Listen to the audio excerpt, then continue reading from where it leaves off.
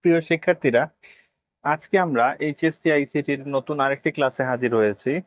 তো এই ক্লাসে আমরা এটা সমাধান করব।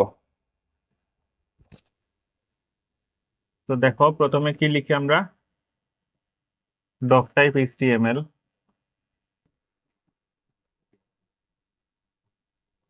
এইচটিএমএল, এইখানে এইচটিএমএল, তারপরে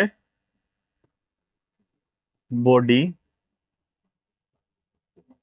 এগুলা ফিক্সড। 1 2 3 4, এই 4 লাইন হচ্ছে ফিক্সড। এই 4 লাইন সব জায়গাতে লিখতে হবে, এটা তোমরা মনে করে লিখে ফেলবা, ঠিক আছে?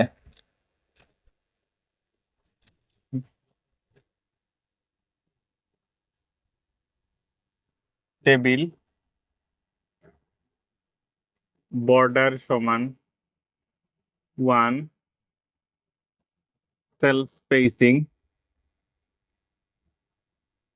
সমান 0, টি আর টেবিল রো, ঠিক আছে? তো প্রথম যে রো, এই হচ্ছে প্রথম রো। প্রথম রোর ভিতর কয়টা কলাম? শুধু একটাই ঘর আছে, একটাই কলাম। এটাতে দ্বিতীয় রোতে এটা হচ্ছে টিয়ার 1, টেবিল রো 1। এটা হচ্ছে টেবিল রো 2, এটা হচ্ছে টেবিল রো 3, ঠিক আছে? টেবিল রো 1 এর মধ্যে একটাই কলাম, টেবিল রো 2 এর মধ্যে এই একটা কলাম, এই একটা কলাম, দুইটা কলাম। টেবিল রো 1 এর মধ্যে একটাই কলাম, টেবিল রো 2 এর মধ্যে এই একটা কলাম, এই একটা কলাম, দুইটা কলাম। টেবিল রো 3 এর মধ্যে এই একটা, দুইটা, তিনটা কলাম, ঠিক আছে? টেবিল রো 3 এর মধ্যে কয়টা কলাম? তিনটা কলাম, ঠিক আছে? বুঝছো? টিআর, তাইলে এই যে এইচএসসি রেজাল্ট লেখাটা কোথায় আছে? সম্পূর্ণ মাঝখানে আছে। মাঝখানে থাকলে কি লিখতে হবে? অ্যালাইন সমান সেন্টার দিয়ে টিডি, টিডি দিয়ে কি লিখবো? HSC result. ও, এখানে আরেকটা জিনিস লিখতে হবে, সেটা হচ্ছে যে এই যে এইচএসসি রেজাল্ট, এই এইচএসসি রেজাল্টটা কি করেছে? একটা কলাম, দুইটা কলাম, তিনটা কলামের জায়গা নিয়ে নিছে। টিডি 1 কলামকে টিডি দ্বারা আমরা আইডেন্টিফাই করি, ঠিক আছে? টিডি 1, টিডি 2, টিডি 3। তাহলে এই এইচএসসি রেজাল্ট কি করছে? এই একটা কলাম, দুইটা কলাম, তিনটা কলামের জায়গা, একটা, দুইটা, তিনটা, তিনটা কলামের জায়গা সে কি করছে? একাই নিয়ে নিছে। এই যে লাম্বা লাম্বি দাগগুলা, এই লাম্বা লাম্বি দাগগুলাকে বলি কলাম, ঠিক আছে? তাইলে মোট একটা, দুইটা, তিনটা, তিনটা কলামের জায়গা সে একা নিয়ে নিছে। তাইলে কল স্পেন 3 হবে, যেহেতু তিনটা কলামের জায়গায় হচ্ছে নিচ্ছে সে। সুতরাং call Spain, COLSPAN, call Spain সমান 3, ঠিক আছে? দিয়ে কি লিখবো? এইচএসসি রেজাল্ট লিখবো। এইচএসসি রেজাল্ট, এই রেজাল্ট দিয়ে টিডি বন্ধ করে দিব, তারপরে টিআর বন্ধ করে দিব। এই যে প্রথম টিআর শেষ। এই দাগটা কিন্তু আমি বোঝার জন্য দিই, এই দাগটা তোমাদের যে দিতেই হবে সেটা কিন্তু না। এটা মানে দেওয়ার প্রয়োজন নাই পরীক্ষার খাতায়, এটা আমি বোঝার জন্য দিই। পরবর্তী টিআর দেখো, মুছেই দেই, না হলে বুঝতে সমস্যা হবে। তোমরাও দিয়ে দিবা পরে আমার সাথে। তো পরবর্তী টিআর দেখো, এটার মধ্যে গ্রুপটা কিন্তু আছে বাম দিকে, আর এই টোটাল যে লেখাটা এটা কিন্তু মাঝখানে। এটা কিন্তু দুইটা জিনিস হবে। টিআর এর মধ্যে অ্যালাইন সেন্টার কখন দিব? টিআর এর মধ্যে অ্যালাইন সেন্টার দিব যদি সবগুলা মাঝখানে থাকে। এখানে কিন্তু সব মাঝখানে না, গ্রুপ আছে বাম সাইডে। মানে বাম সাইড এটা স্বাভাবিক, বাম সাইড থেকে তো আমরা লেখা শুরু করি, বাম সাইডের জন্য অ্যালাইন লেফট লিখতে হয় না, কিন্তু মাঝখানে থাকলে এটার জন্য অ্যালাইন সেন্টার দিতে হয়। তো এখন অ্যালাইন সেন্টার টিআর এ দিব না, কারণ একটা বাম দিকে একটা মাঝখানে, এরকম যদি এক একটা এক এক দিকে থাকে তাইলে টিআর এ হবে না, টিডি তে দিতে হয়। টিআর, টিডি, টিডি দিয়ে প্রথমে কি লিখবো? গ্রুপ, গ্রুপ দিয়ে এখানে টিডি বন্ধ। এখানে কিন্তু টিইচও লিখতে পারো তোমরা, এই যে এইচএস রেজাল্ট টিইচ লিখলেও হবে, টিডি লিখলেও হবে, ঠিক আছে? কোনো সমস্যা নাই। তো তারপরে দেখো, এখানে গ্রুপ দিলাম, গ্রুপের পরে আবার টিডি দিব, আসলে বিশেষ করে ওই যে রুল নেম রেজাল্ট এগুলা স্পেসিফিক্যালি টিএইচ দিতেই হয়। এই এগুলাকে হেডার ধরা হয়, খুব বেশি মানা হয়। আর এগুলার মধ্যে তুমি টিএইচ বা টিডি দিলেও কোনো সমস্যা হয় না, ঠিক আছে। এই যে এইচএসসি রেজাল্ট বা গ্রুপ বা টোটাল এগুলোর মধ্যে টিডি দিলেও তেমন কোনো সমস্যা হয় না। আচ্ছা, টিডি টিডি দিয়ে এখন কি লিখবো? টোটাল লিখবো। তাহলে এই যে টোটালটা, টোটালটা কি করলো? এই একটা কলাম দুইটা কলাম, দ্বিতীয় এবং তৃতীয়, মোট দুইটা কলামের জায়গা সে এখানে নিয়ে নিচ্ছে। এই লাম্বা লাম্বি দাগটা দেখলেই তো বুঝবা, এই লাম্বা লাম্বি দাগটা কি? কলাম।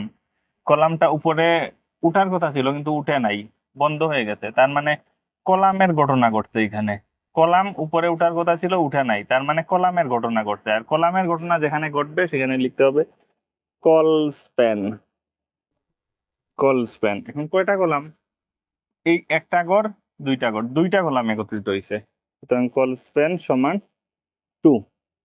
ঠিক আছে, কল স্প্যান সমান কি হবে? 2 দিয়ে লিখবো টোটাল। হ্যাঁ, আরেকটা আরেকটা কল স্প্যান 2। আর এই যে টোটালটা তো মাঝখানে, টোটালটা মাঝখানে না, সেজন্য লিখতে হবে অ্যালাইন সেন্টার। অ্যালাইন সমান সেন্টার, ঠিক আছে। দিয়ে কি লিখবো? টোটাল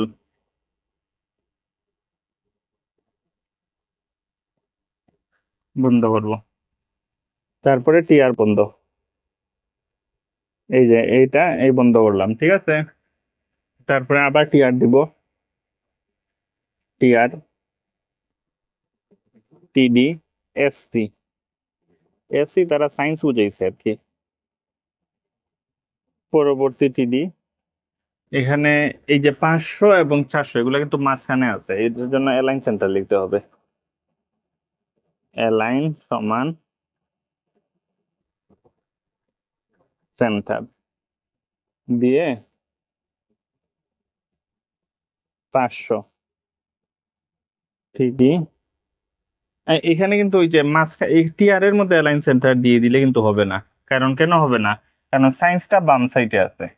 সায়েন্সটাও যদি মাঝখানে থাকতো তাইলে তুমি টিআর এ দিয়ে দিলে হবে, ঠিক আছে। কিন্তু সায়েন্সটা তো বাম সাইডে আছে, যার কারণে এখন টিআর এ দিলে, সবগুলা মাঝখানে থাকলে গিয়ে টিআর এ দেওয়া যায়। আর কোনোটা বাম সাইডে কোনোটা মাঝখানে এরকম থাকলে টিআর এ দেওয়া যায় না। এইভাবে যদি থাকে, একটা বাম সাইডে একটা মাঝখানে এরকম যদি থাকে, তাইলে ওই স্পেসিফিক্যালি টিডির মধ্যে দিতে হবে, যেটা মাঝখানে আছে যে টিডি, ওই টিডির মাঝখানে দিতে হবে, ঠিক আছে। অ্যালাইন সেন্টার লিখতে হবে আর কি। অ্যালাইন সমান সেন্টার 400।